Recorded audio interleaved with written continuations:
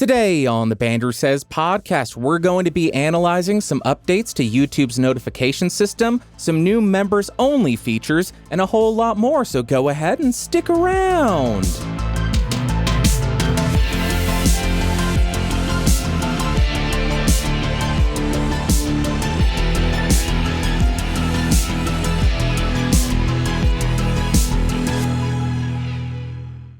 Greetings, Earthlings, and welcome back to episode 170 Deuce of the BSP. My name is Bandrew. This is what I says. Like always, down below there are timestamps of everything that I talk about, so you can skip around and save a couple of minutes. But if you got the time, I would appreciate you checking out the entire episode. If you do want a different version of the show, either audio or video, you can find that at bandrewsays.com. And if you want different podcasts just like this one, check out geeksrising.com. Let's start with YouTube updating and making changes to the notification system. If you frequent YouTube at all, chances are you have seen countless videos of people complaining about how notifications are broken. Nobody's seeing my video! YouTube's trying to destroy me!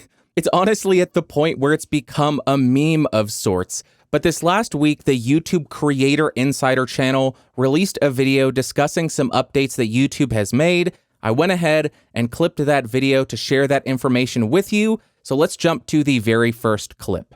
Quick tips to ensure that your viewers get notified. So the first is use do not publish to your advantage. You get a quota of 3 per day notifications. If you're making 4 or 5 videos, perhaps you can choose the 3 you want, and then you can choose not to syndicate 2 of them. The second is don't upload on the hour. Everyone does that. So you can set yourself apart from other creators by choosing a crazy time of the day. Third is it's very normal for people to start a video private and then flip it public. Okay. Don't then flip it private again and then public again, because you'll get notifications the first time and you won't get them the second time. Yeah, you missed the boat there. The first time it went public, notice went out, and then that's it. Exactly, yeah. Okay, so in this clip, I got a couple of different takeaways. The first and most important, in my opinion, is the fact that you only get 3 notifications. That is something that I don't think many people were aware of, myself included. So if you're somebody who uploads 5 or 7 or 50 videos per day, only 3 of those videos are going to get notifications for them. So you need to be very strategic with the videos that you select to have notifications sent out if you are uploading more than 3 videos per day. Although I can't imagine many people who watch or listen to this do release 7 videos a day.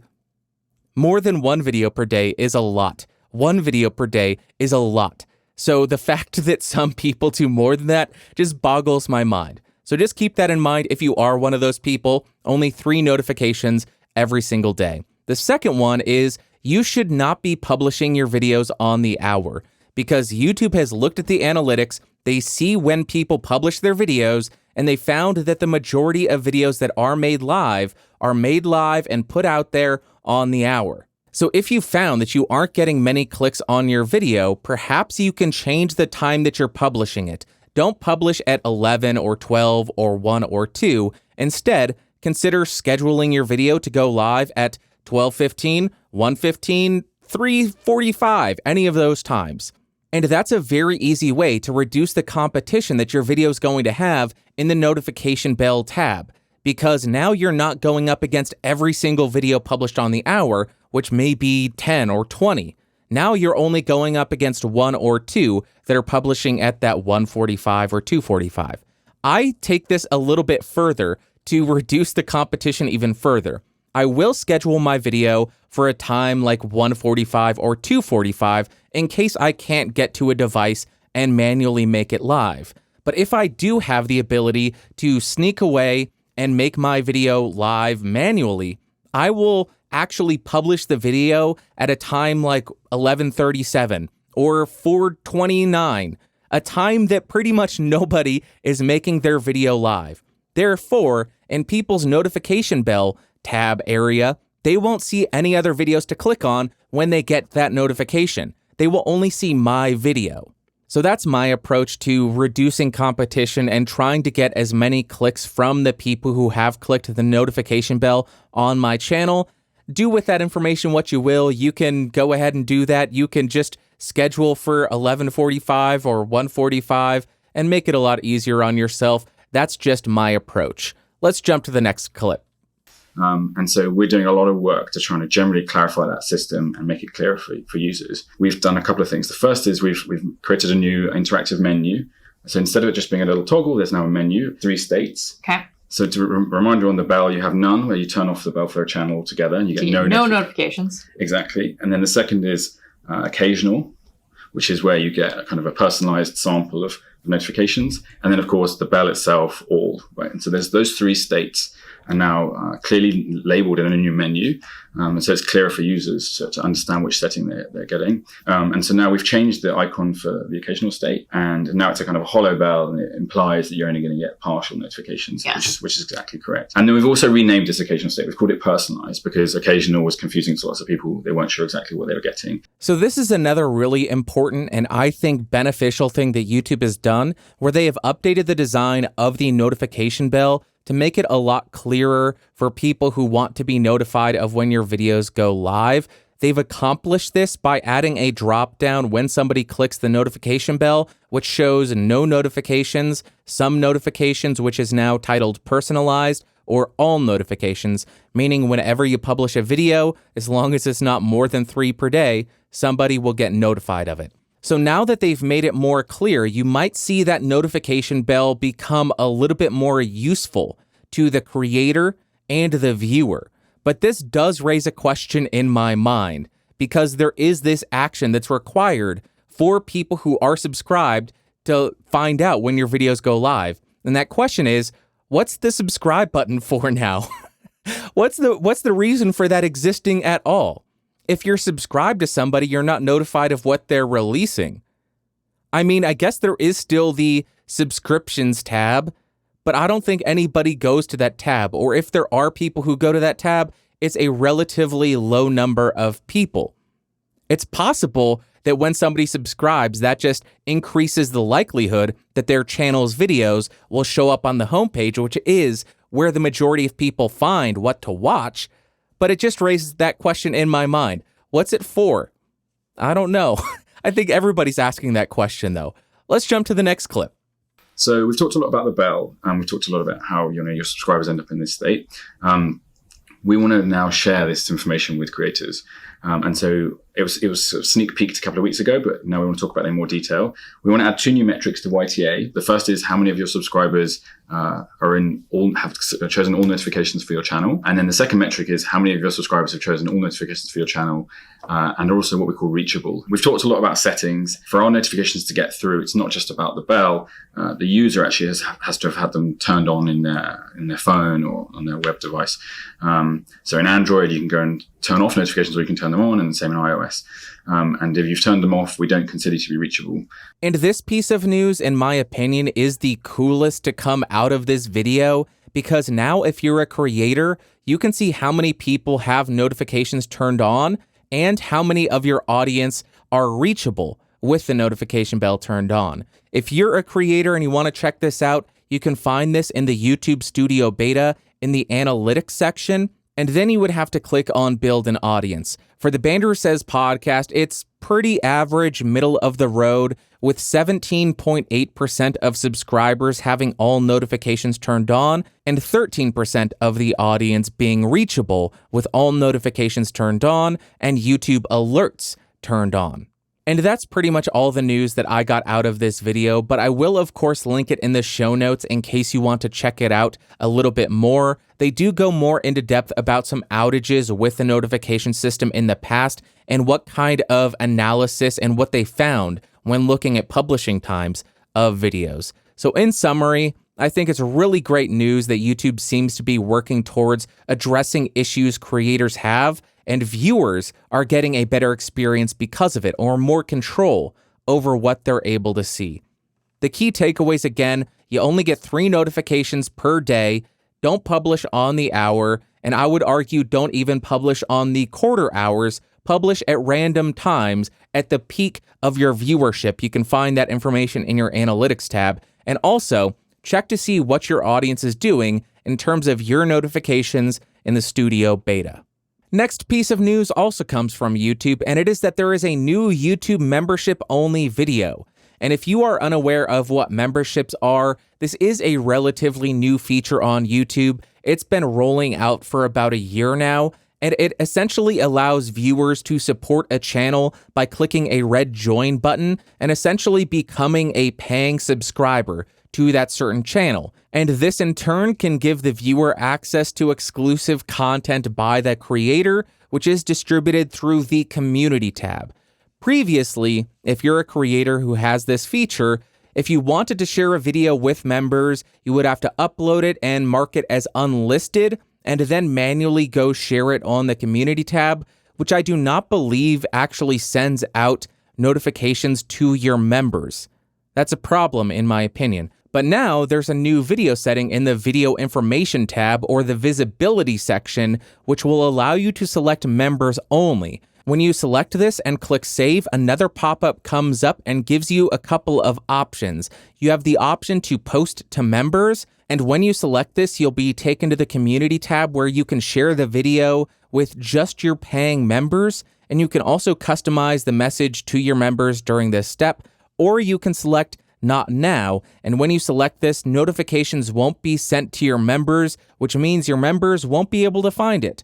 To make your video visible to your members, you'll have to then take the video URL and post it to the community tab yourself, which is what you've had to do in the past. So yeah, I think this is a good thing. I think it's going to be better for members because now creators will be reminded whenever they upload a video, oh, hey, I have members, I should create something for them, because when they're marking the visibility of the video, they will see members only.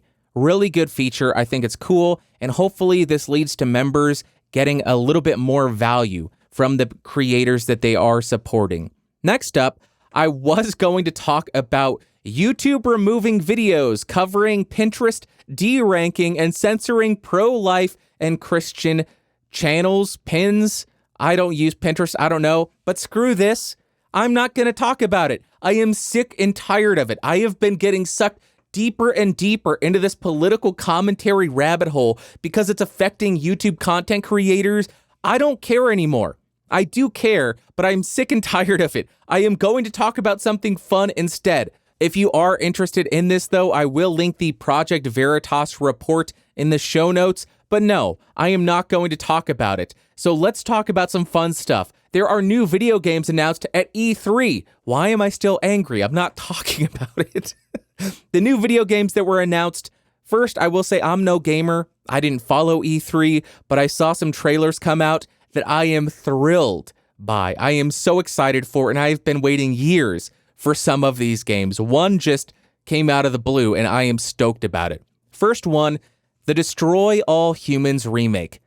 I played Destroy All Humans 2, and I thought it was one of the most fun, satirical, just enjoyable games out there because I love aliens, and you play as an alien who abducts cows and does anal probes on people, and you just fight the army, and it's 1950s. It's a beautiful game, and I cannot wait for this to come out. It comes out in 2020, and I believe it will be for all consoles and PC. Then the second game that released a trailer that I have been waiting for is Final Fantasy VII.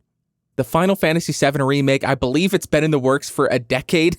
They've been talking about this for so long. Finally, it's going to be coming out. March 3rd, 2020 is the release date, and this may actually make me pick up a PS4. I have not turned on my Xbox in probably over a year. I wouldn't turn on the PS4 for multiple years either, but I would love to play Final Fantasy VII because that game was my high school. I played that game way too much in high school. The last game, the third game, is the Blair Witch game. I am not a horror game fan because I'm not a gamer, but I love horror films, as you'll see in a minute.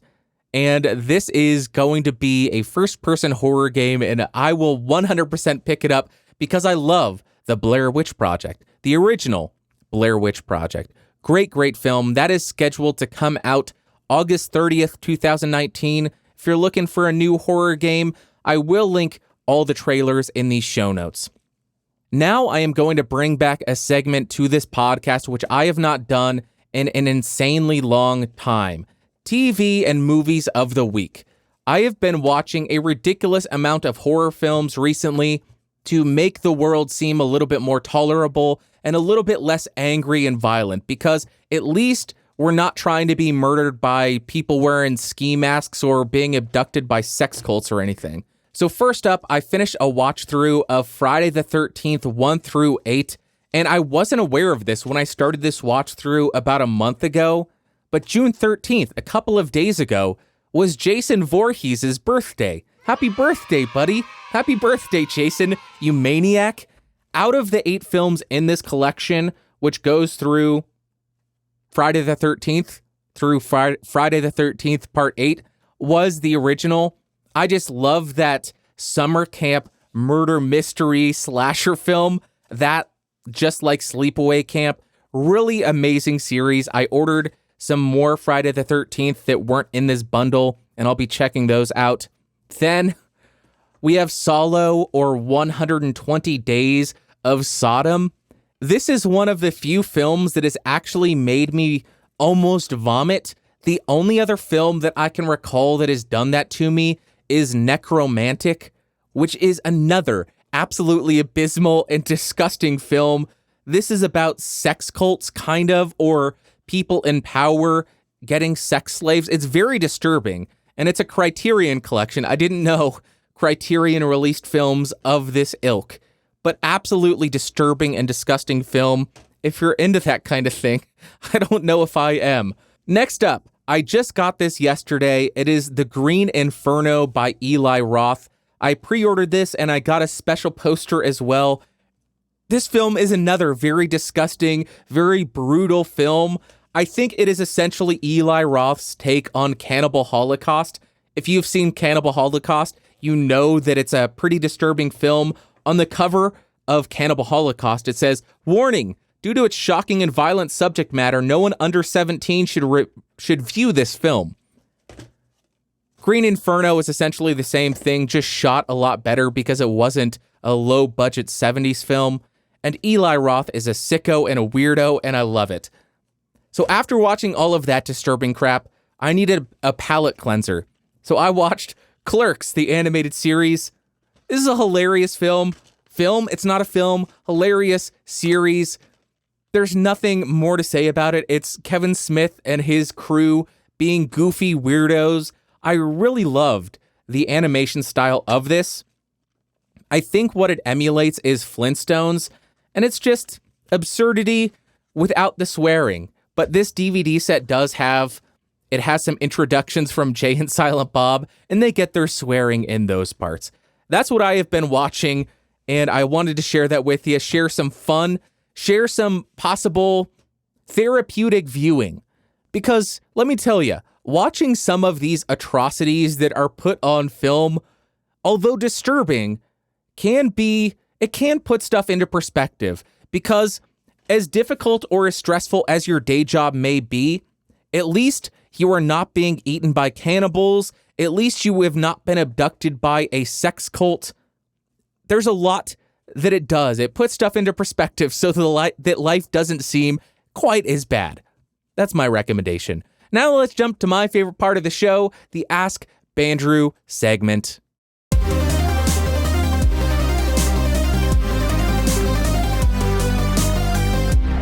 All right, if y'all got any questions, go ahead and send them to askbandrew@gmail.com, and I will likely answer them on an upcoming episode of the podcast.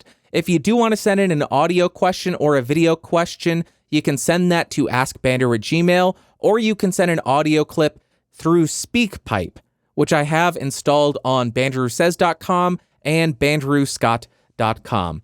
Okay, first email comes from BoardGamerPH. Very lengthy email, so I am going to just briefly summarize the questions that he has to save you the pain of listening to me read. The first question is, do you use EQ in your podcast, and is it necessary, and what is the goal of that EQ? And what's the next logical step for my gear acquisition syndrome? Better microphone or a better mixer? Currently, the gear he has is a Focusrite Scarlett Solo and a Zoom H5, and for microphones, he has the SM58, SM48, Behringer XM8500, Samson Q2U, and the Rode M1. Okay, first, I don't think you need to upgrade either your microphone or your audio interfaces or portable recorders. The Scarlett Solo is a great interface. It's a really nice interface. I don't think you need anything else to add there. The Zoom is a great portable recorder. I really don't think you need to add anything there. And all of those microphones, I would be perfectly happy using for my podcast. Now, the reason you said you wanted to look at a mixer is because you wanted to be able to EQ on the fly and determine what you like best. I think the EQ on most mixers is very limited. It doesn't give you the ability, or the majority of them don't give you the ability to adjust the frequency that you're actually manipulating.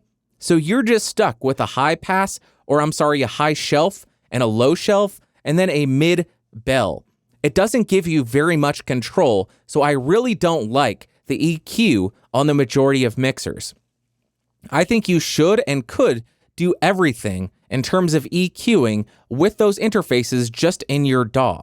And you could still live monitor it through your computer, through your interface. It may have a millisecond or two delay or 30 millisecond delay, but it will still be manageable and you will still be able to hear what is going on. As far as EQing, do I EQ my podcast? Yes, but not excessively. Recently, I have just been throwing on a high pass filter around 65 or 70 hertz, depending on the microphone and the proximity effect and all of that. I do think that EQ is somewhat necessary. For instance, a high pass, there's not really any useful information below 60 or 70 hertz. So why not remove that information or that noise from the recording to ensure that it doesn't muddy it up and make it difficult to understand? It's not 100% essential, but I do it on every single recording, every single podcast that I do. As far as other more extensive EQ, I don't think it's necessary. You shouldn't be thinking, I need to EQ this because that's standard practice.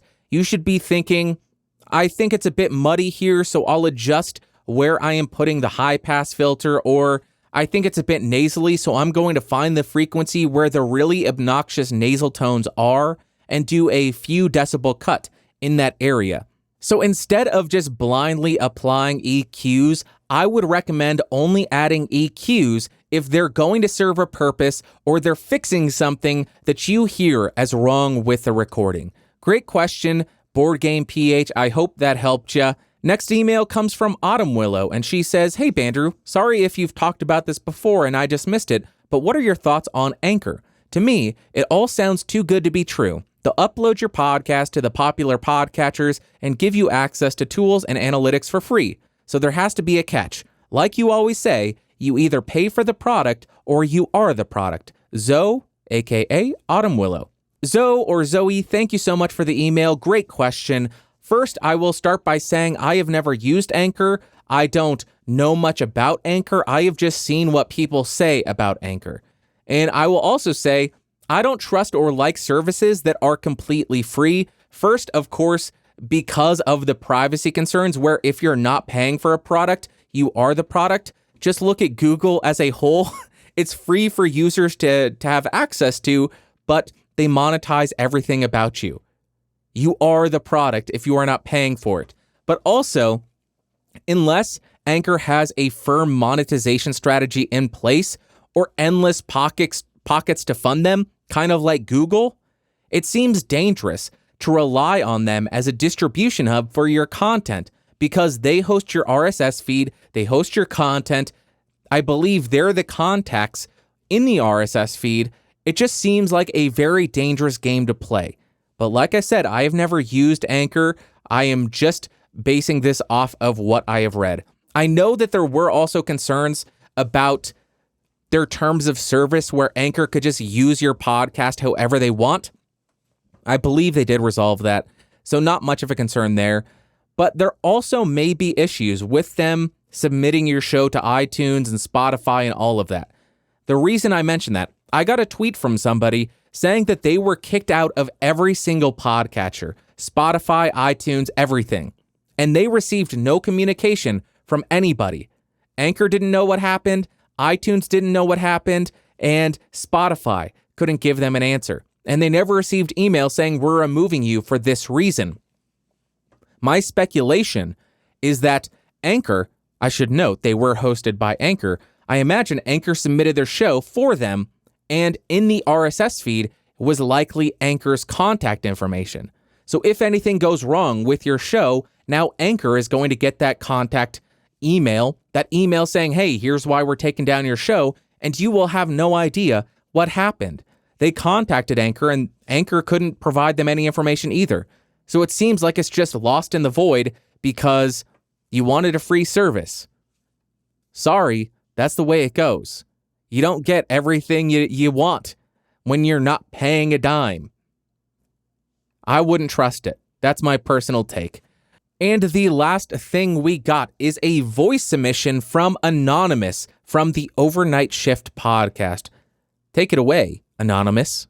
Hi, Bandrew. This is Anonymous. Since I don't want to get doxxed by Facebook, I'm the host of the Overnight Shift podcast, a radio-style show on the topic of loneliness. I'd like to ask you a question, Bandrew. What are your 5 favorite bands at the moment? I'm speaking into the SM58 with the Shure A15 HP inline high-pass filter connected directly into the microphone. Q to you, gang, forever. Thanks, Bandrew. Love your show. Anonymous, great question. And your audio sounds great, man. I love it. And a really quick side note, if you do want to check out Anonymous's show, you can find that at theovernightshift.com. Absolutely great sounding audio. I don't really have favorite bands. I guess I could say my favorite bands are Muse, Blink-182, At the Gates, Mozart. Mozart's not a band, but I love Mozart so much. Absolute hero of mine. So instead of just listing them because that's boring, I went and picked a couple of CDs I've picked up over the past couple of years that I have just loved and have listened to multiple times. First one is a relatively new release, Phoebe Bridgers' Strangers in the Alps. If you don't know Phoebe Bridgers, the way I think of her is a female version of Elliott Smith. There's just this sense of longing and sadness in her music and in her voice that's beautiful and heartbreaking. I absolutely love Phoebe Bridgers so much. Next one, Muse, Simulation Theory. People crapped on it. I think this is incredible. I love 80s music. I love Tears for Fears. They're one of my favorite bands of all time as well. I guess I'll throw Tears for Fears in there as well. Songs from the Big Chair, one of the best albums ever made. Very innovative and challenging chord progressions as well. Tears for Fears, you should love them. Okay, but Muse, Simulation Theory. Very 80s inspired, very nostalgic driven, but just an all-around amazing and super fun to listen to album. I listened to this for months straight. I couldn't listen to anything else. Really well done. Next, we got some noise from Daughters. This one is called You Won't Get What You Want. I heard about this because of Anthony Fantano. I don't think I ever played with Daughters. No, I played with Ed Gein. But Daughters, this album is so well done. It's so much more mature than their earlier stuff. There's some great songs in there, but if you are into noise, or I wouldn't call them power violence, but if you're into more aggressive, screaming, rah-rah type music, really well done album. Probably my favorite Daughters album that I have heard. Super cool. This next one, oh man, this is probably my favorite album of the last 2 years. It's Oathbreaker, Rheia, Rheia. They're a Belgian band, I believe. And it's like black metal mixed with shoegaze, mixed with these haunting vocals. The singer is incredible. I love her so much. And all you have to do is just go look up 1056. It's like a time, 1056. Go look that up on YouTube. And it is one of the most haunting introductions to an album that I have ever heard. So unsettling, beautifully done, killer album, killer band, love them. Then we got Entombed, To Ride, Shoot Straight, and Speak the Truth. is it Swedish death metal from the 90s. It's like skate punk almost. Not really skate punk, but it's very punk inspired, and it's the riffs on this thing. My God. This is my favorite Entombed album because the riff to the very first song, which is To Ride, Shoot Straight, and Speak the Truth, that riff, freaking bonkers. Absolutely killer. It's shred. And then The Locust, Plague Soundscape, Plague Soundscape. This is grindcore noise, San Diego, angry punk music. I love it so much.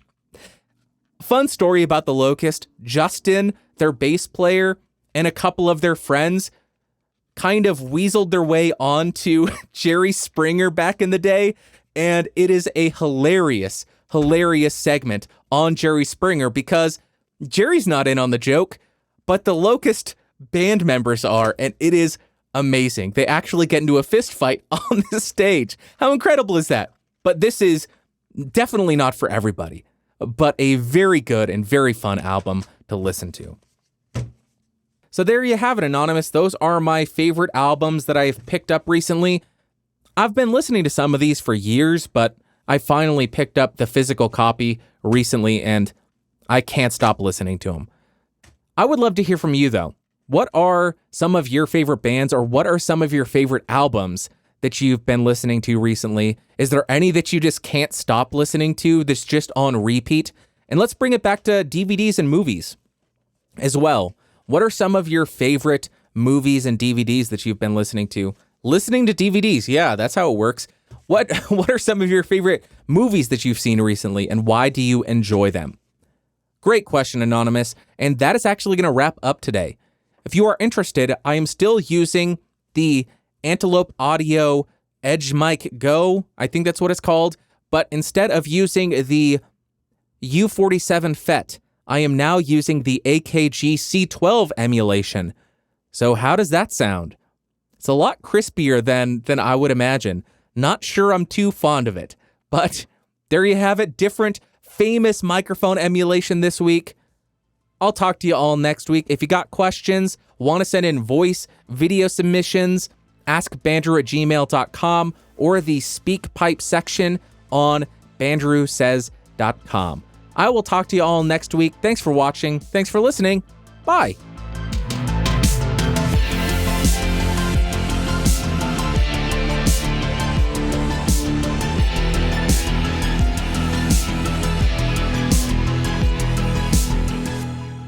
This has been a Geeks Rising production, your executive producer of Bandrew Scott. For more information, head over to www.geeksrising.com.